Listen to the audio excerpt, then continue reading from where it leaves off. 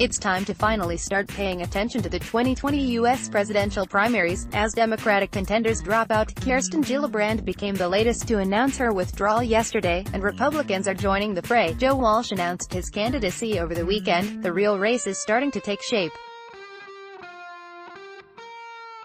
Yesterday, the Democratic National Committee announced that 10 candidates appear to have qualified for the September debate. That's half as many as during the last such events in June and July. Each candidate had to show they have 130,000 unique donors and at least 2% support in 4 DNC-certified polls to qualify.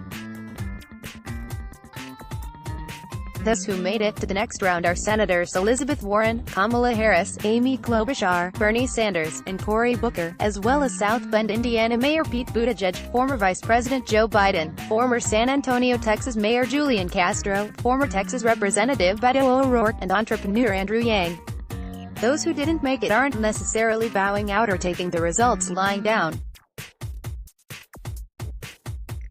Last week, Hawaii Congressional Representative Tulsi Gabbard criticized the DNC's qualifying criteria. Her campaign noted that the DNC doesn't consider certain polls certified, though they've been deemed reliable. Many of the uncertified polls, including those conducted by highly reputable organizations such as The Economist and the Boston Globe, are ranked by Real Clear Politics, and 538 is more accurate than some DNC-certified polls, the campaign complained.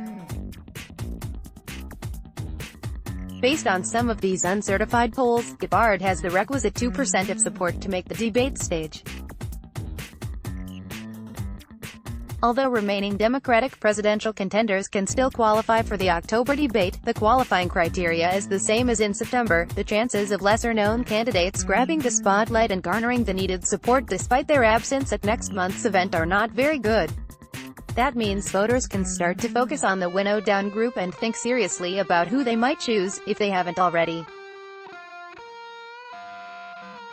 Based on recent polls, though, only a few Democratic candidates are notably intriguing people. The latest poll, published on August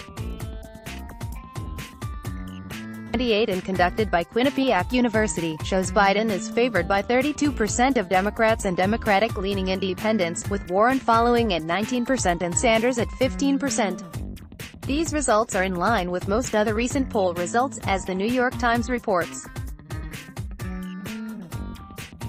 Yet those numbers do diverge dramatically from figures released earlier in the week by Monmouth University, which seemed to indicate that the former vice president, who is widely viewed as moderate and electable, has been falling in popularity.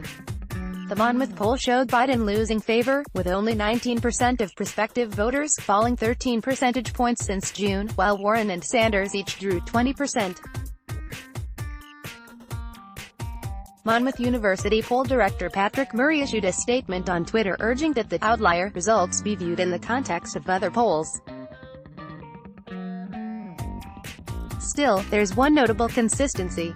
If polls are to be believed, at this stage, it appears that Biden, Warren, and Sanders are best positioned to win the Democratic primary, with the former vice president most likely to succeed. Correction, this post has been updated to reflect the fact that Biden fell by 13 percentage points, rather than by 13%, in the Monmouth poll. Let's block ads. Why?